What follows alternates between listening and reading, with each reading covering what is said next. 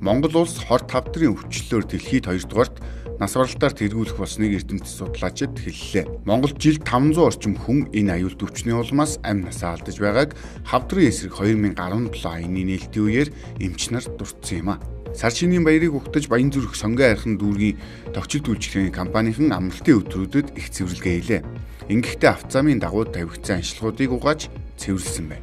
Монголын сэтгүүлчдийн нэгдсэн эвлэл Монголын сайтын холбоотой хамтран сэтгүүл зүй ба оюуны үндсэдвэр сонсгол хэлэлцүүлгийг хийж хэвлэл мэдээллийн салбарын зохиогчийн эрхийг дээдлэх тунхагийг баталлаа. Засгийн газрын ээлжид бус хуралдаан болж олон улсын валютын сангаас тавьж буй нөхцөлтэй танилцжээ. Ээлжид бус хуралдаанаар зөвхөн танилцуулга сонссон тул ямар нэгэн шийдвэр гаргаагүй байна. Монгол улс болон бүгд найрамдах хятад ард улс хоорондын гэмт этгээдийг шилжүүлэх гэрээний дагуу бүгд найрамдах хятад ард улсын Өвөр Монголын өөртөө засах орны Манжуур хотод цаатуулагдж байсан Монгол улсын иргэн аг Монгол улсад шилжүүлэх ажлыг хоёр тал 2017 оны 2 дугаар сарын 15-ны өдөр хамтран хэрэгжүүллээ.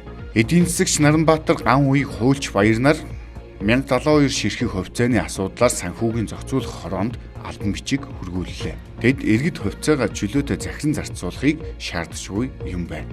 Хүний эрхийн үндэсний комиссаас Монгол улсын ерөнхий сайд Эрдэнэбатад хүйтний улиралд хурдан морины уралдаан зохион байгуулахгүй байх талаар зөвлөмж хүргүүлжээ. Нэмэн үртгийн Алдан дотрын буцаан олголтын нөхцөл шаардлага хангаагүй буюу нэр дансны дугаар алдаатай оруулсан 137,822 татвар төлөгчдийн хувьд татврын урамшуул авах боломж нэгтлээ. Тодорхойлбол эдгээр иргэд холбогдох мэдээлэлээ засварлах хугацааг энэ сарын 25-ны өдөр хүртэл сунгах шийдвэрийг сангийн яамнаас гаргасан байна. Цагдаагийн ерөнхий газрын мөрдөн байцаах газарт хандах G-Times сүлжээний бизнес дэлсэд хохирогч болсон гэх иргэдийн тоо өдөр ирэх тусам нэмэгцээр байна. Цагдаагийн байгууллагаас энэ сүлжээнд хэдэн хүн энсч хэдэн хүн хохирсон болон хэдэн төгрөгийн мөнгө угаасныг тогтоох мөрдөн байцаалтын ажиллагааг эхлүүлсэн юм. Нийслэлийн засаг даргын тамгын газар Улаанбаатар хотын захирагчийн ажлын алба, Монголын нийгмэл үйлдвэрчний эвлийн холбоо хамтран нийслэлийн зам талбайн үйлчлэгчийн 5 дахь зөвлөгөөнийг зохион байгууллаа. Уг зөвлөгөөнөөр цаашид авч хэрэгжүүлэх ажил болон ажилчдын санал хүсэлтийг хүлээн авахын хажуугаар